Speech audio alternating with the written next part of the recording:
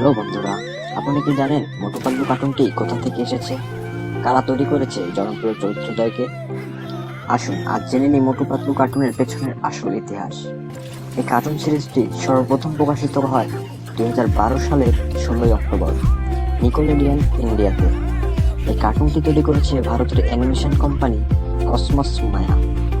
মোটু আর পাতলু চরিত্র দুটি অনুপ্রাণিত হয়েছে জনপ্রিয় ভারতীয় শিশু ম্যাগাজিন লটপট এর একক নামে কমিক স্টোরি থেকে।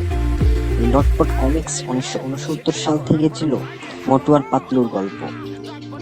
কার্টুনে মোটুর কণ্ঠ দিয়েছেন সত্যজিৎ শর্মা আর পাতলুর কণ্ঠ দিয়েছেন মাইকেল প্যাটিক। মোটু হলেন খাওয়াতে ব্যস্ত, বিশেষ করে সামোসা তার দুর্বলতা, আর পাতলু হলেন তার বন্ধু যে সবসময় বুদ্ধি দিয়ে ঝামেলা থেকে বাঁচানোর চেষ্টা করে।